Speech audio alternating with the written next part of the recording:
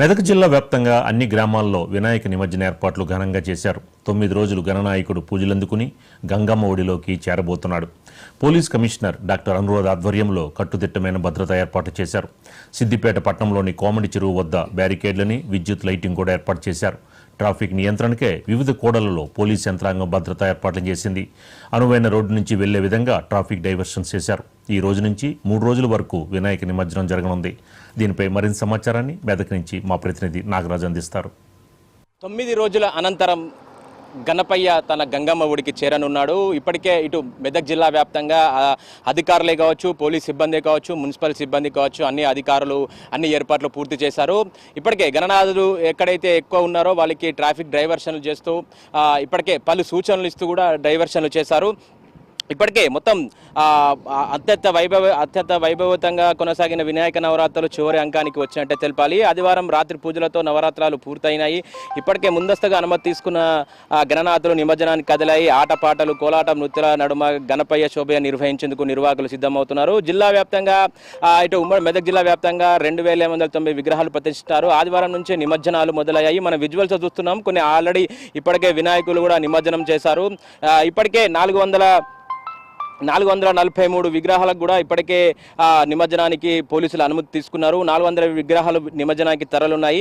ఇక ఎక్కువ మంగళవారం రోజున అంటే ఈరోజు రేపు కూడా ఇంకా ఎక్కువ పోయే విధంగా అన్ని ఏర్పాట్లు చేశారు. ఇప్పటికే మొత్తం బందోబస్తు కోసం జిల్లా పోలీసు యంత్రాంగం పటిష్ట బందోబస్తు ఏర్పాటు చేశారు. నిమజ్జన ప్రాంతాలన్నీ సీసీ కెమెరాల నిఘాలో పెట్టారు. శోభాయాత్ర వెళ్లే రూట్లతో నిమజ్జన ప్రదేశాలు సిద్దిపేట, మెదక్, ఇట సిద్దిపేట, ఎర్ర చెరువు, గజ్వేలు, పాండవుల చెరువు, ప్రజ్ఞాపూర్, ఉస్నాబాద్ చెరువు, ఉస్నాబాద్లోని ఎల్లమ్మ చెరువు, చేర్యాల్లోని కుడి చెరువులు కట్టుదిట్టమైన బందోబస్తు ఏర్పాటు చేశారు. ఇటు ఇప్పటికీ సిపి అనురాధ కూడా గతంలో కూడా అంటే నిన్న మొన్న కూడా ఇటు ఏర్పాట్లకు పూర్తి చేశారు. ఇప్పుడు మన విజువల్స్లో చూడొచ్చు. ఒక వినాయకుడు కూడా నిమజ్జనానికి తన గంగమ్మ ఒడికి తెలడానికి కూడా ఒక ఫ్యామిలీ వాళ్ళు వచ్చే ప్రయత్నం చేస్తారు.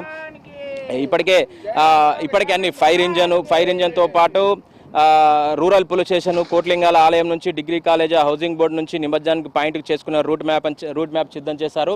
ఎక్కడైతే అవాంఛనీయ సంఘటనలు జరగకుండా పోలీస్ అధికారులు కావచ్చు, మున్సిపల్ అధికారులు కావచ్చు అన్ని ఏర్పాట్లు పూర్తి చేశారు.